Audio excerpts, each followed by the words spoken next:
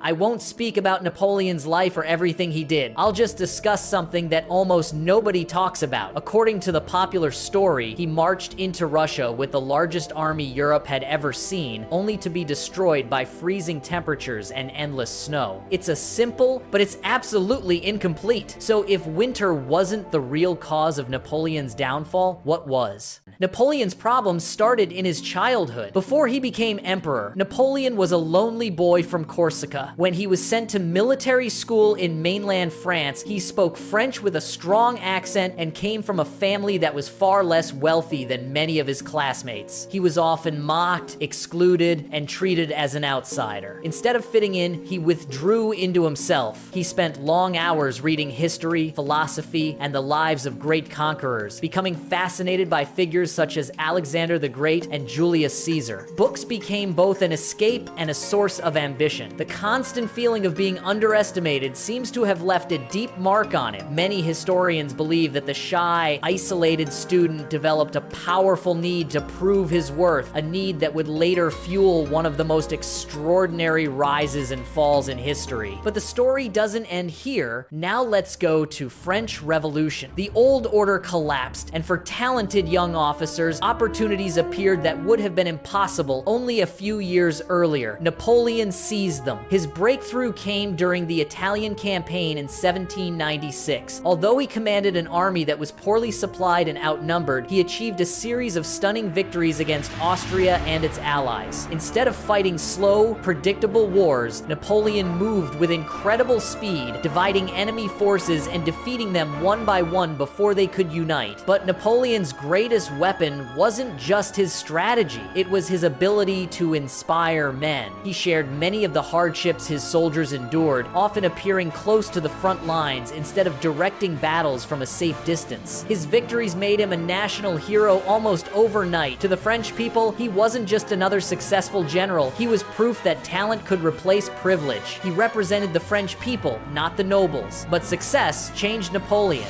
Every victory reinforced the belief that bold decisions would always succeed. Even setbacks seemed to confirm that his confidence could overcome reality itself. It was this relentless self-belief that carried him to the heart of French politics. In 1799, after years of military glory, Napoleon seized power through a coup. Within just a few years, the young officer from Corsica had become the Emperor of France. It was one of the most remarkable rises in history. But the very qualities that had fueled his ascent were beginning to grow into something far more dangerous. By the early 1800s, Napoleon was no longer just the ruler of France. He had become the most powerful man in Europe. For many Europeans, resisting Napoleon no longer seemed possible, but victory can be a dangerous teacher. Every campaign reinforced Napoleon's belief that speed, boldness, and his own judgment could overcome any obstacle. Advisors who questioned his decisions were increasingly ignored, while every new triumph convinced him that his instincts were superior to everyone else's. The line between confidence and overconfidence had begun to disappear. Instead of asking whether a war should be fought, Napoleon focused only on how to win it. That mindset had served him brilliantly for years, but it would lead him into conflicts that even the greatest military genius could not control. By 1807, Napoleon stood at the height of his power. But Britain remained unconquered. Protected by the Royal Navy, it continued to finance coalitions against France and dominate global trade. Unable to invade Britain directly, Napoleon chose a different strategy. He introduced the continental system and economic blockade designed to cut Britain off from European markets. If British goods could no longer be sold across the continent, he believed the British economy would eventually collapse. On paper, it was a brilliant idea. In reality, it proved almost impossible to enforce. Many European nations depended on British trade, and smuggling became widespread. Even some of Napoleon's own allies quietly ignored the blockade. Tsar Alexander I had once been Napoleon's ally, but but the continental system was hurting the Russian economy far more than Britain's. By 1810, Russia had begun reopening its ports to British merchants, openly defying Napoleon's policy. For Napoleon, this wasn't simply an economic dispute. It was a direct challenge to his authority. Instead of accepting that the blockade had failed, he became determined to force Russia back into submission. Just as he had defeated Austria, Prussia, and countless other enemies, he believed one decisive campaign would solve the problem once and for all. It was a familiar pattern. Throughout his career, military victories had solved political problems. Every time Europe resisted him, he had marched an army across the continent and won. There was little reason in his mind to believe Russia would be any different. So, in the summer of 1812, Napoleon assembled the Grand Army. What Napoleon didn't realize was that this marked the beginning of the end. The Russian campaign resulted in disaster for Napoleon, and for the first time in his life, he was facing the consequences of the risks he had taken. The Russian winter became legendary, but by then, the campaign had already been lost. And that was the end. The disaster in Russia changed everything. Among the hundreds of thousands of soldiers who had crossed the border in 1812, only a fraction returned. The Grand Army, the force that had once seemed unstoppable, had been shattered. But this isn't just the story of one emperor. It's a reminder that the very qualities that lead people to extraordinary success can, if left unchecked, become the reason they ultimately fall. You might think there's more to the story,